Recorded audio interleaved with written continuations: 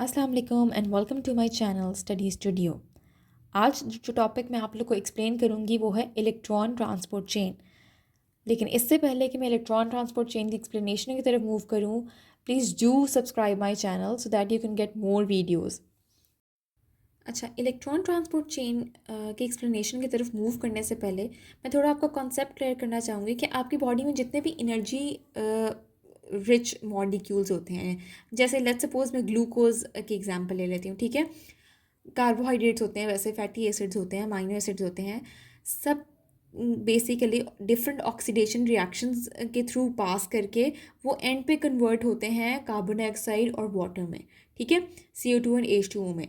तो basically electron transport chain में भी ऐसा ही होता है। It is a series of reaction जिसमें आपके पास जो है डिफरेंट इलेक्ट्रॉन ट्रांसपोर्टर्स के थ्रू जो है वो प्रोटॉन्स पास करते हैं और एंड में आपके पास जो है वो ATP की प्रोडक्शन करवाते हैं। And basically ETC is also link to oxidative phosphorylation, जो मैं आपको नेक्स्ट आने वाली जो है वीडियो में एक्सप्लेन करूँगी, ठीक है। अब ETC बेसिकली अगर हम बात करें तो बेसिकली इलेक्ट्रॉन ट्रांसपोर्ट चेन आपकी माइटोकॉन्ड्रिया में हो रही होती है, ठीक है। माइटोकॉन्ड्रिया का उससे पहले स्ट्रक्चर आपको मैं थोड़ा सा एक्सप्लेन करूंगी ताकि आपको पता चले कि कौन सी सीरीज ऑफ रिएक्शंस कहाँ पर हो रहे हैं, ठीक है। Now this is the structure of mitochondria, ठीक है। माइटोकॉन्ड्रिया में आपके पास ये वाली जो आपके पास मेम्ब्रेन नज़र आ रही है, it is known as outer membrane.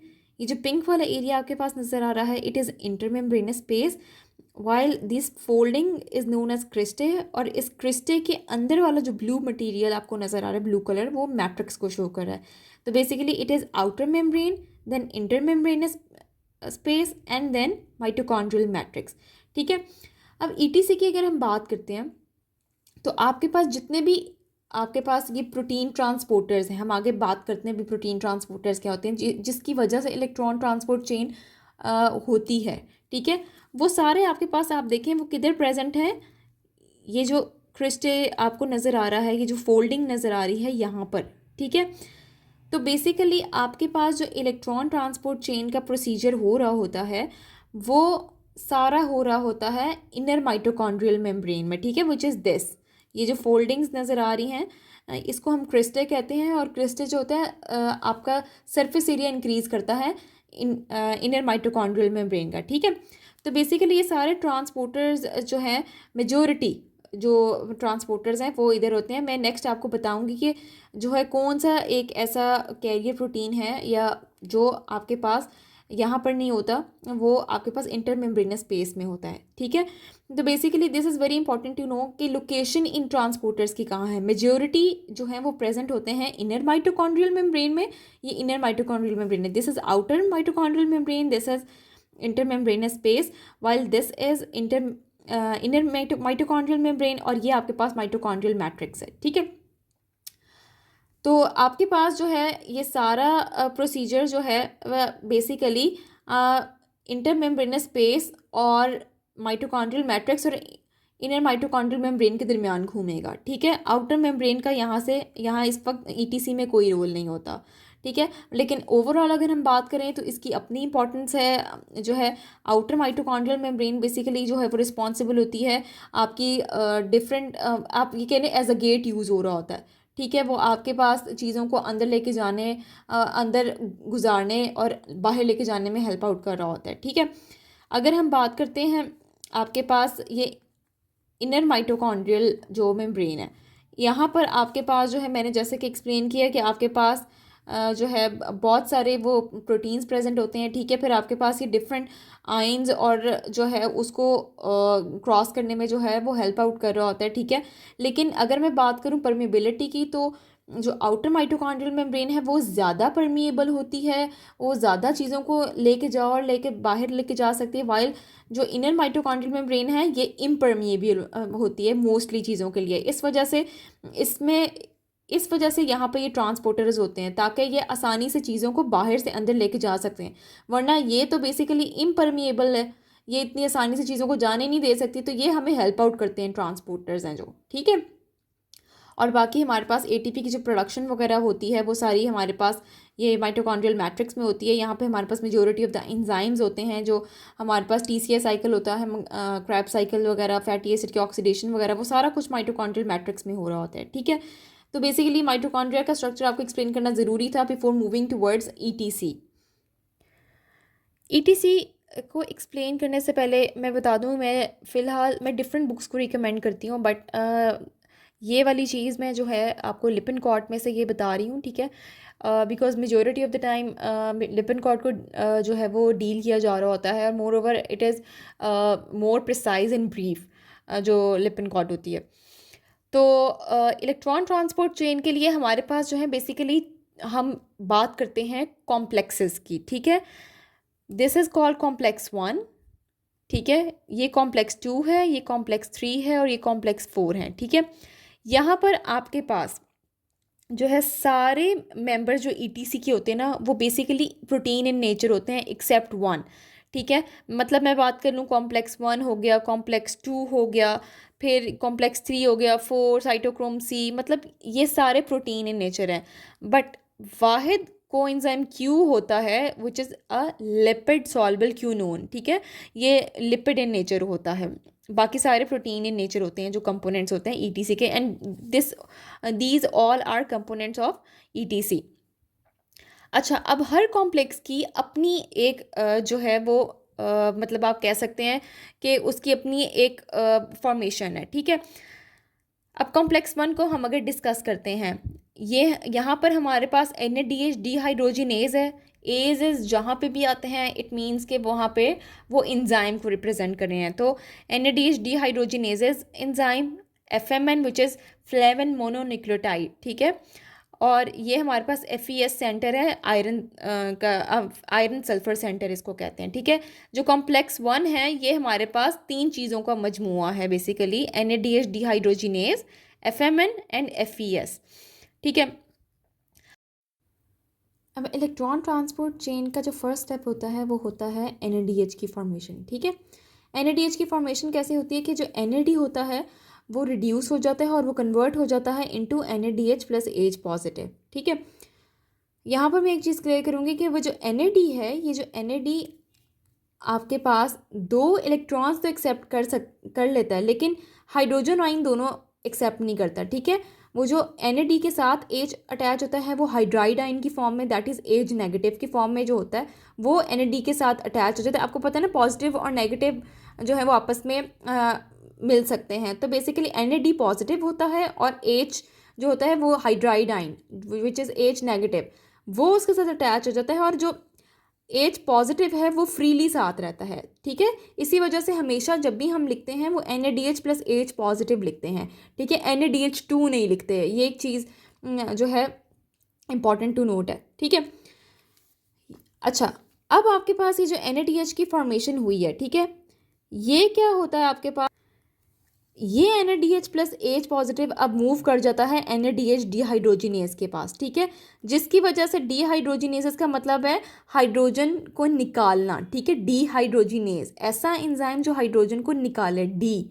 तो ये क्या करेगा कि NADH plus H positive in NAD से H निकाल कर, और ये फ्री वाला H पॉजिटिव को निकाल के ये डोनेट कर देगा किसको, FMN को। ठीक है, विच इज़ फ्लेवन मोनोन्यूक्लियोटाइड। ठीक है, अब FMN के पास जो है एबिलिटी होती है वो कि वो दोनों ही जो है वो हाइड्रोजन आइंस को एक्सेप्ट कर सकते हैं, तो ये कन्वर्ट हो जाता है FMNH2 में। ठीक है, ये फिर आगे जो है वो इलेक्ट्रॉन्स को पास करता है फेरस सल्फर सेंटर में, विच इज़ FES सेंटर इसको कहते हैं। ठीक है, और उसके बाद जो है ये जो इलेक्ट्रॉन्स होते हैं वो पास कर जाते हैं कहाँ पर, कोएंजाइम Q के पास। ठीक है, कोएंजाइम Q के बारे में मैं आगे आपको जाके बताती हूँ। फिर आ जाता है कॉम्प्लेक्स 2 की बात।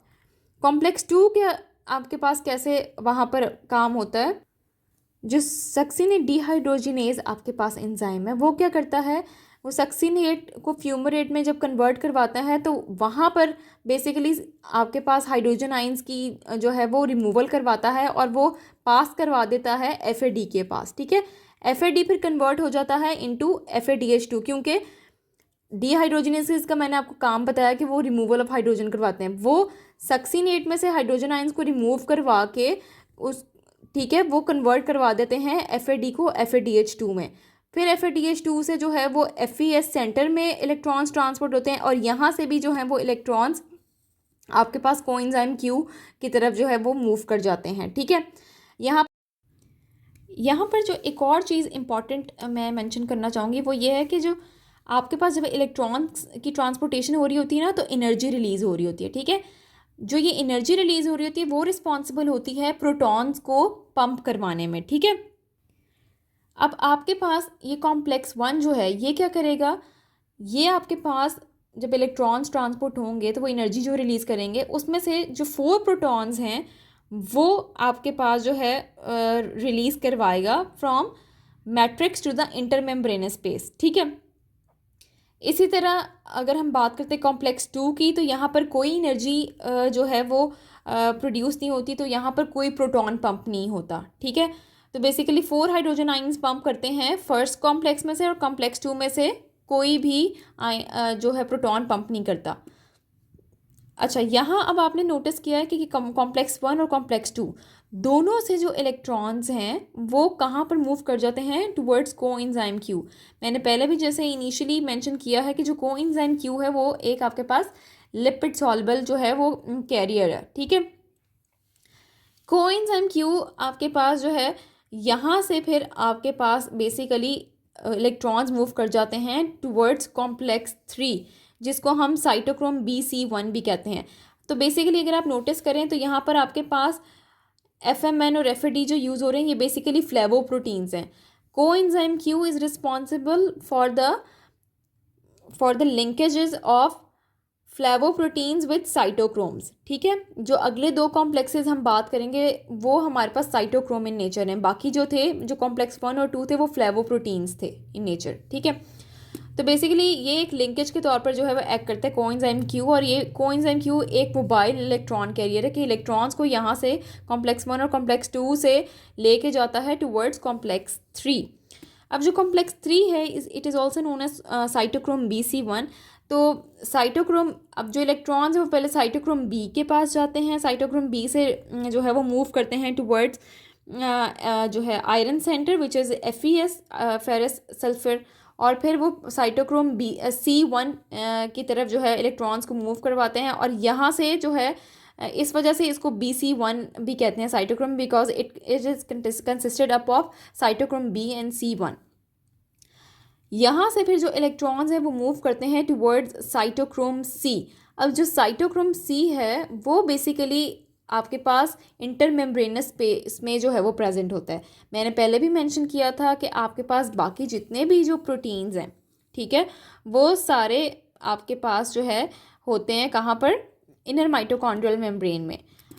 लेकिन जो साइटोक्रोम C है वो इंटरमेम्ब्रेनस स्पेस में होता है और उसकी जो है वो थोड़ी सी अटैचमेंट होती है किससे, जो आपके पास इंटरमेम्ब्रेनस स्पेस है ना वहाँ पे वो लूजली अटैच्ड है। ठीक है, तो आपके पास फिर साइटोक्रोम C से जो है complex 3 which is known as BC1 यहाँ से साइटोक्रोम C की तरफ जाता है, और जो साइटोक्रोम C है वो आपके पास जो है वो दोबारा इलेक्ट्रॉन्स को ट्रांसपोर्ट करवाता है टुवर्ड्स कॉम्प्लेक्स 4।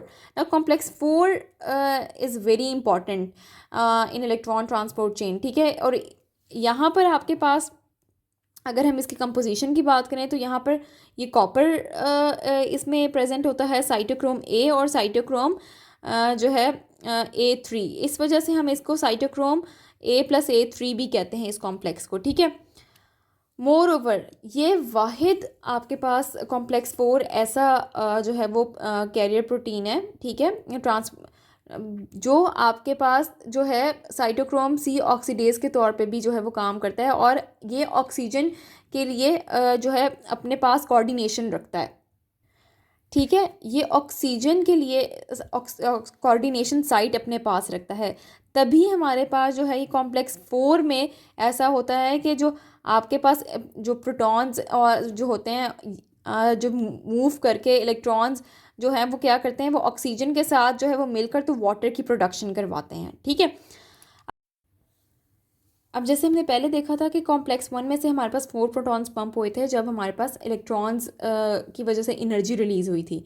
इसी तरह जब एनर्जी जो है रिलीज़ होती है इलेक्ट्रॉन्स की ट्रांसपोर्टेशन से, तो कॉम्प्लेक्स 3 से भी 4 प्रोटॉन्स रिलीज़ होते हैं और कॉम्प्लेक्स 4 से 2 प्रोटॉन्स पंप होते हैं। ठीक है, लाइक अगर मैं इस तरह बात करूँ तो 4 प्रोटॉन्स यहाँ से आपके पास पंप होते हैं, 4 ही यहाँ से पंप होते हैं और 2 यहाँ से पंप होते हैं प्रोटॉन्स। ठीक है, और कॉम्प्लेक्स 2 से कोई भी प्रोटॉन जो है वो पंप नहीं होता। तो ये बेसिकली अब जो प्रोटॉन्स होंगे ये रिस्पॉन्सिबल होंगे, या आगे मैं आपको एक्सप्लेन करूँगी कि कॉम्प्लेक्स 5 भी होता है जिसकी वजह से फिर ये प्रोटॉन्स जो है ये मूव करते हैं और फिर एटीपी की प्रोडक्शन होती है।